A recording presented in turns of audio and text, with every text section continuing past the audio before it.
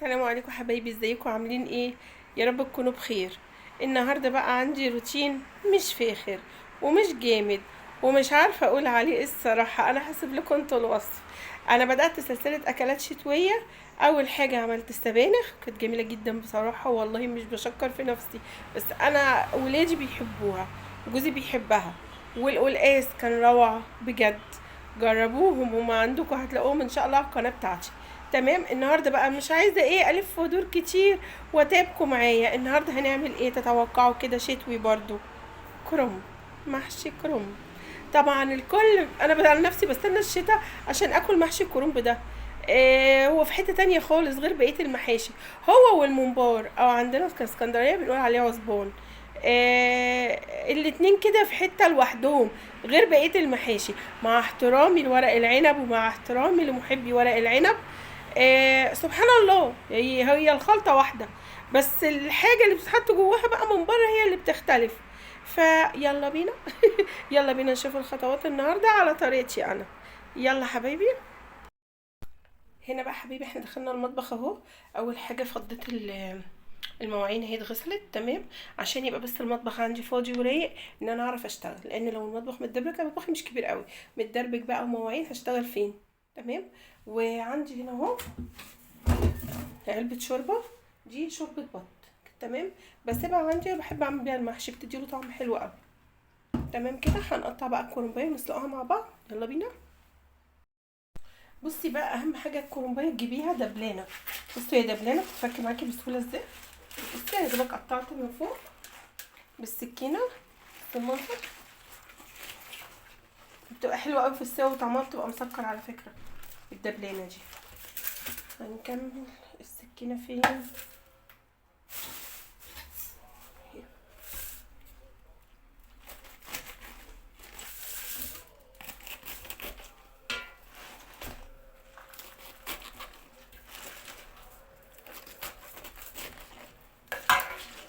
بصي بتقطع بسهوله ازاي. دي برضه اللي قالت لي المعلومه دي واحده من الفلاحات اللي بشتري منهم، قالت لي لما تبقى، قلت لها دي الكرنبايه دي مالها مش دبلانه ليه، انا عايزه واحده طازه. قالت لي دي تبقى جميله في السوا وجربيها. وفعلا كلامها طلع صح. بصوا ولا بتتقطع بقى. بس الورقه اهي بتطلع صحيحه ازاي.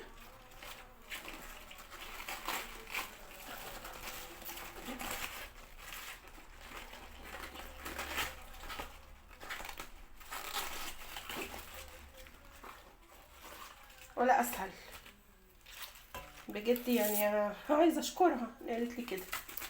بس انا جايباها دي، انتوا هتشوفوا اليوم اللي نزلت فيه السوق واشتريتها، كان معايا على فكره. دي مش جايباها من فلاحات، جايباها من بياع عادي.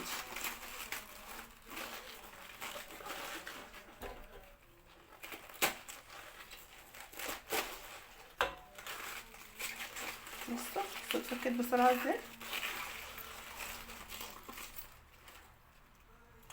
خلاص فاضل حته صغيره اهي.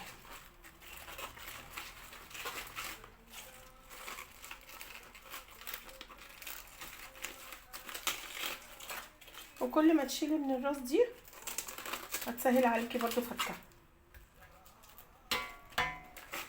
بصي اهي.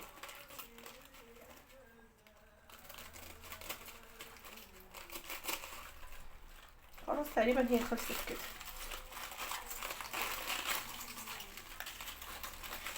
هوريكم بقى طريقه لللف تخليكم تلفوها في نص ساعه.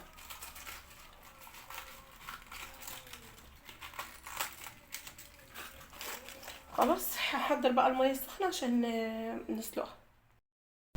هنا بقى حطيت الحله اهي على النار، فيها ميه بتغلي يعني عشان تغلي. تمام. وما عنديش كمون حصى عشان ريحه الكرنب لما بيتسلق بتبقى عامله في البيت ريحه جامده. فعندي كرنب مطحون عادي يعني، مش هيقول لا. وهنستنى الميه تغلي ونسقط فيها الكرنب، يعني كل 3 4 ورقات مع بعض نطلعهم ونسيبهم يتصفوا. في اثناء ما الميه بتغلي بقى، عارفين عني بقعد ساكته؟ ما بقعدش ساكته، بفضل احرك كده عشان اخلص اللي ورايا. هنجيب الخضره اهي ونقطعها ونغسلها ونقطعها. خدوا بالكم انا بتلخبط معلش في الترتيب. هنغسل الخضره ونقطعها ونحضر بقى حبه حاجات قبل ما الميه تغلي، يبقى ايه ايدينا في كذا حاجه مع بعض عشان نخلص بسرعه. يلا بينا. هنا بقى عبال ما الميه غلت غسلت اهو الرز والخضره، مش عارفه خضره مش اهي تحت تحت، حطهم مع بعض بقى يتصفوا. تمام. وهنزل بقى ورق الكرنب في الحله يتسلق يعني. هنا هي الميه بتغلي،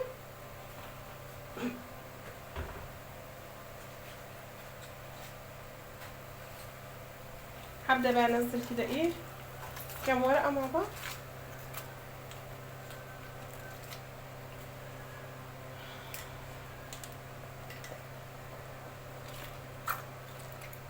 انا بس ايه هوريكم دور واحد يعني، بس عشان تشوفوا بقى شكلها عامل ازاي لما بتتبل. هي دوبك تدبل يعني، مش تستوي مش تتسلق، لا بدبله على النار. طبعا مش هناخد ورقه ورقه، بناخد 3 4 ورقات مع بعض حسب ما الحله. عايزه حله اكبر حطي حله اكبر حسب ما الحله تاخد معاكي. وهنا محضره اهي مصفى عشان اطلع فيها الكرنب.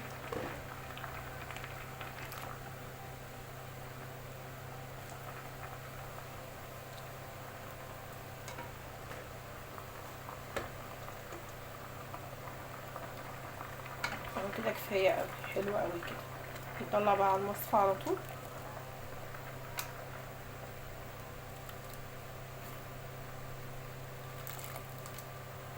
بس وهنكمل بقيه الكرنب بنفس الشكل كده. كده بقى في اثناء ما الكرنب بيتسلق هنضف البصل وانضف الطماطم. من عند طماطم مضروبه هنضف بس البصل. انا عملت كرنبيه على فكره صغيره مش كبيره، فهتاخد حوالي 5 كوبايات رز. 5 كوبايات رز بتحط لها 4 بصلات كبار، 5 وسط كده عشان تدي طعم. طبعا الحاجات دي من ضمن التتبيله، البصل كل ده بيدي طعم للحاجه. تمام. يبقى فاضل لي بس هو البصل يتقطع. انا الرز اتغسل اهو والخضره اتغسلت والكرنبه بتتسلق، مفضلش غير البصل يتقطع ونعمل التسبيكه على النار. يلا حبايبي. هنا بقى حبايبي خلاص اهو الكرنب اتسلق تمام كله. وعندي بقى حضرت الورق الاخضر الغامق اللي بيفضل، هوريكم هو والبصل اهو. الورق الغامق ده بحطه فين؟ بيتشطف، لان طبعا مطرب ده اللي هو بيبقى مغلف بيه الكرنبه من بره، بيتشطف عشان يتحط في قعر الحله، عشان لو قدر الله شاطت او اتحرقت يبقى ده بس اللي ياخد الشياط والكرنب يتحمر. وهنا هو عندي 4 بصلات يعتبروا يعني كبار. تمام. هنضفهم بقى نقطعهم ونعمل التسبيكه مع بعض. يلا بينا. هنا بقى فرشت الورق الاخضر اهو في ارضيه الحله اللي هعمل فيها المحشي.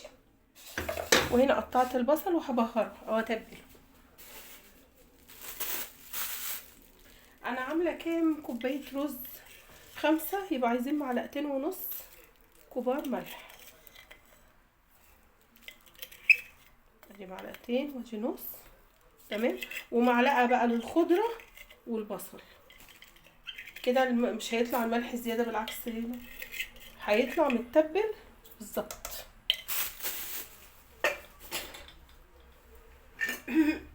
طبعا المايسترو بتاع التوابل الفلفل الاسمر.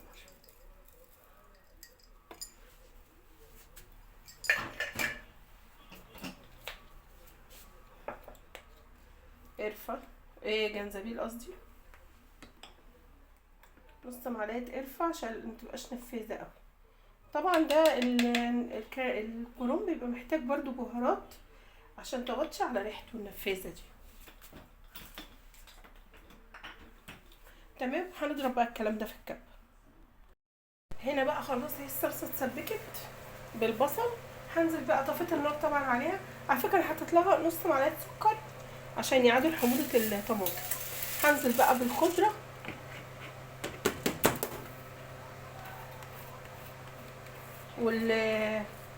والرز ونقلبهم بقى مع بعض. بقى انا كده خلاص كل حاجه عندي جاهزه، كل حاجه عندي خلصت. طبعا المواعين اللي طلعت مني اثناء ما انا كنت بعمل الخلطه، كان في الكبه وكان في العلب اللي فيها الطماطم، كل دول اتغسلوا عشان ما يبقى الدنيا عندي مفيش غير دي. خلاص كده خلصت.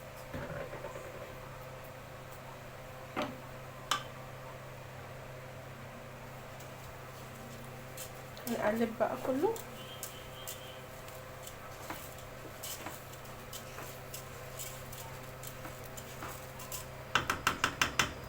عايزه حاجه كبيره تقلب معايا.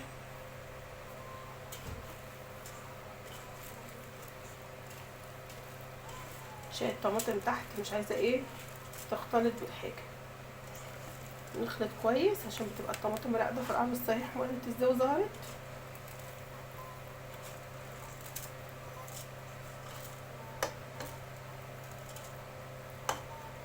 بس هكمل انا تقليب عشان الفيديو ما يطولش عليكم. تمام، ونحشي بقى مع بعض.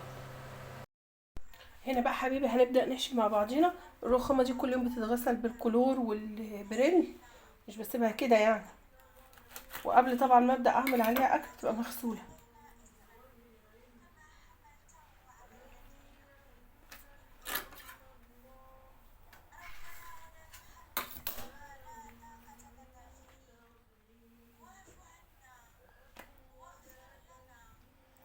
بصي الطريقة دي هتخليكي تخلصيه في ساعة زمن الحشو.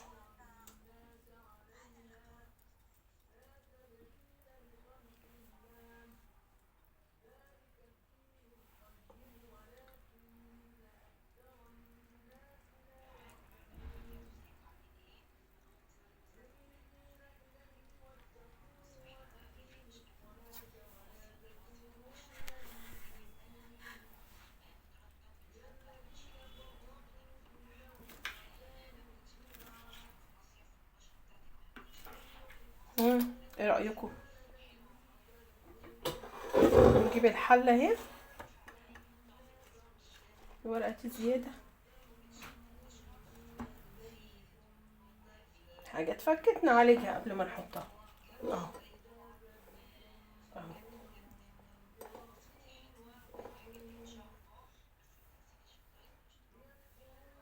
هكمل بقى الحلة كلها كده واوريها لكم. تمام. هنا بقى حبايبي اهو خلصت المحشي. حطيت على الوش طماطم، شرايح طماطم، والابيض ده السمنه قطعتها عشان تتوزع. تمام. هنزل بقى بالشوربه. مش عارفه انا قلت قبل كده ولا لا، دي شوربه بط كانت عندي، فانا بشيلها عشان تنفعني في المحشي.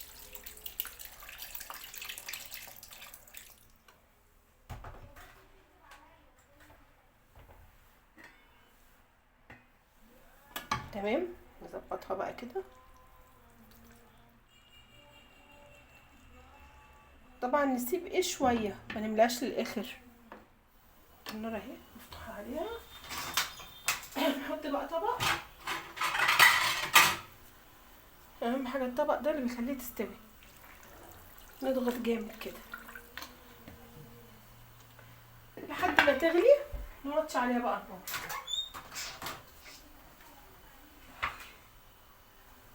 وهنا بقى فضل من خلطة المحشي حشيت كوسة، هحطها برضه تستوي في حلة بقى لوحدها. نستنى بقى قبل ما المحشي يستوي واوريهولكوا كله مع بعضه. حبايبي غرفتلكوا المحشي اهو. يلا بقى تعالوا كلوا معانا. هدوق بقى واحدة واقول لكم، ادوق لكم. ها يا خبر ابيض، يا خبر ابيض، يا خبر ابيض، مش قادرة اوصف، مش قادرة اوصف. روعة روعة روعة. اتفضلوا معانا حبايبي، احلى طبق محشي. اللايك بقى عشان الطبق ده، ها عايز لايكات كتير الطبق ده. تمام. متنسوش اللايك والاشتراك في القناة حبايب قلبي. الف سلامة.